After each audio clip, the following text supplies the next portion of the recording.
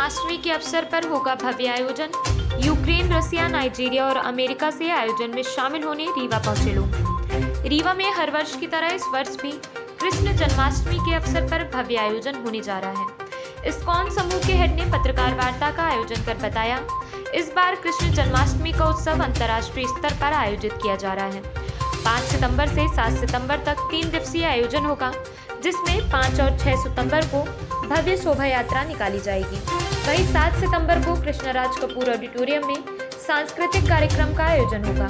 आयोजन में शामिल होने के लिए यूक्रेन, रसिया, नाइजीरिया और अमेरिका से लोग रीवा पहुंच चुके हैं और होने वाले कार्यक्रम को लेकर बहुत ही उत्सुक हैं।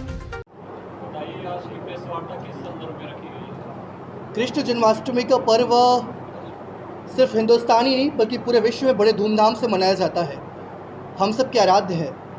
उसी क्रम में रीवा शहर में प्रतिवर्ष जन्माष्टमी के अवसर पर एक बड़ा कार्यक्रम हमेशा से ही इस्कॉन मंदिर के तत्वाधान में किया जाता रहा है, लेकिन इस वर्ष वो आयोजन बहुत बड़े पैमाने पर आयोजित किया जा रहा है और इस बार अंतर्राष्ट्रीय स्तर पर जो भक्त हैं वो भी रीवा आ चुके हैं और ये कार्यक्रम 5 तारीख से लेकर के 7 तारीख तक 3 दिवसीय कार्यक्रम इस बार का है, जिसमें 5 तारीख को शोभा यात्रा होगी वृहद स्तर पर और 7 तारीख को राज कपूर ऑडिटोरियम में ये कार्यक्रम होगा।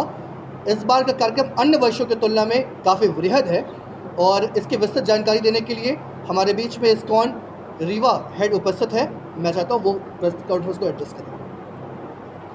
हमारा कार्यक्रम 5 तारीख को शोभा यात्रा का कार्यक्रम है, जिसमें लगभग 7 के लगभग विदेशी भक्त भी सम्मिलित होंगे, जो यूक्रेन से, रसिया से, नाइजीरिया से और अमेरिका से आए हुए हैं।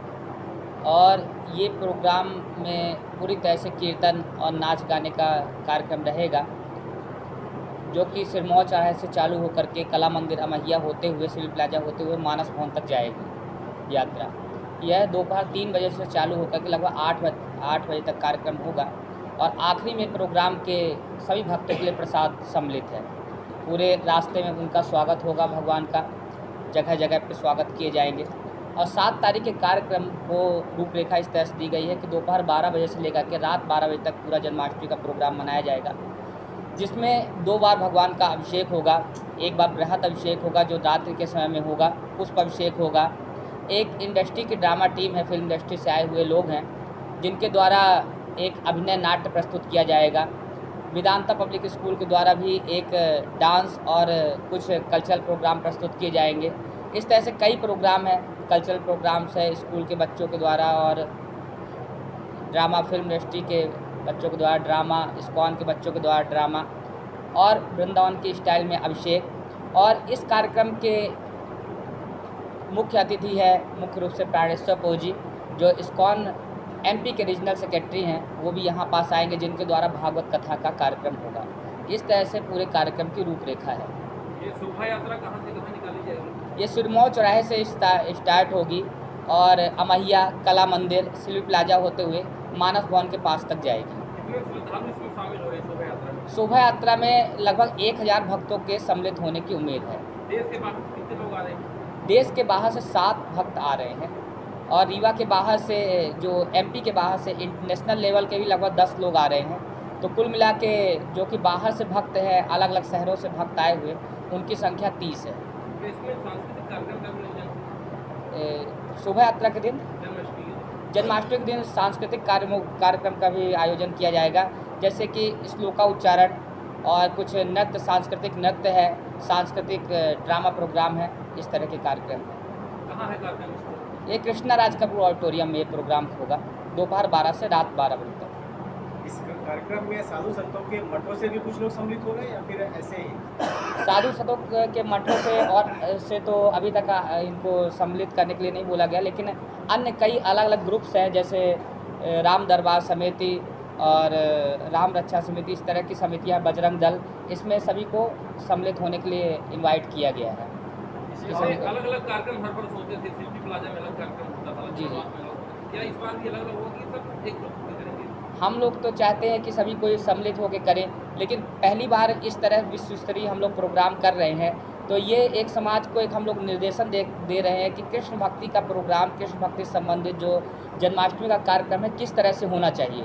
इसके बाद हम लोग की यह संभावना हम लोग मानते हैं, यह अपेक्षा रखते हैं कि लोगों की नज़र में जाएगा किस तरह से कृष्ण जन्माष्टमी का उत्सव मनाया जाना चाहिए।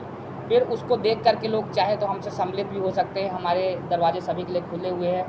प्रभुपाद जी ने हमारे एक ऐसा घर बनाया है जिसमें पूरी दुनिया रह सकती है। सारी संस्थाएं इसमें सम्मिलित हो सकती हैं। हांडी फोड़ का कार्यक्रम तो हम लोग के अलग से नहीं है, लेकिन आपके सिविल प्लाजा में मनाया जाता है पहले से। तो अगर उसको रूपरेखा हम लोग साथ मैच हुई तो हम लोग उसमें सम्मिलित हो सकते हैं। जन्माष्टमी तो हर साल मनाया जाता है, लेकिन इस बार क्या ऐसा अलग है कि लोगों का रुझान बढ़ाएगा? जन्माष्टमी तो हर साल मनाया जाता है घरों में, और अपनी अपनी लोक रीतियों के अनुसार जन्माष्टमी मनाया जाता है। लेकिन मुख्य रूप से जन्माष्टमी त्यौहार है वृंदावन का। जिस तरह से वृंदावन में जन्माष्टमी मनाई जाए उसी तरह से पूरे संसार में जन्माष्टमी का आयोजन होना चाहिए। लेकिन क्या है कि लोग अपने अपने इच्छाओं के अनुसार, अपने अपने सामाजिक स्तर के अनुसार, अपने पूर्वजों के अनुसार, या कि लोगों को देख देख के अलग अलग तरीके से जन्माष्टमी का आयोजन करते हैं। उसमें से जो पौराणिक जो विधियाँ होती हैं लुप्त हो जाती हैं। तो हम लोगों का मुख्य उद्देश्य जो पौराणिक रीत से जन्माष्टमी का प्रोग्राम होता है, जिस मंत्रों के साथ भगवान को आवाहन करना चाहिए। जैसे हम लोग जन्माष्टमी के प्रोग्राम में एक दिन पहले भगवान को आवाहन करेंगे, एक दिन पहले भगवान को पूरे उत्सव का आवाहन करेंगे शाम को मंत्रों के द्वारा।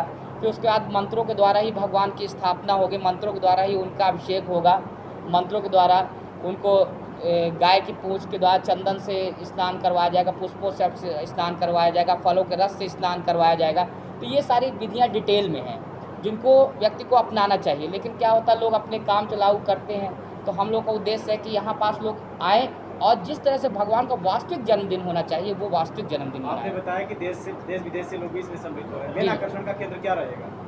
विदेशी भी हैं इसमें, जैसे आपने बोला कि विदेशी भक्त भी आ रहे हैं। हम लोग विदेशी भक्तों को बुलाए हैं, यूक्रेन के हैं, रसिया के हैं, नाइजीरिया के हैं, अमेरिका के हैं।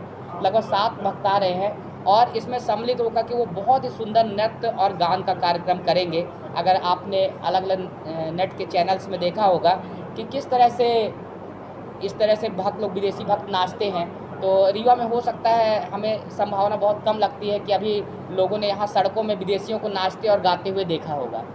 तो अभी हमें लाइव देखने का मौका है। अभी तो हम लोगों ने, सभी भक्तों ने, रीवा वासियों ने यूट्यूब में और नेट में देखा है। अब उसको लाइव देखने का अवसर है, तो इसके अवसर का फ़ायदा उठाना चाहिए सभी भक्त।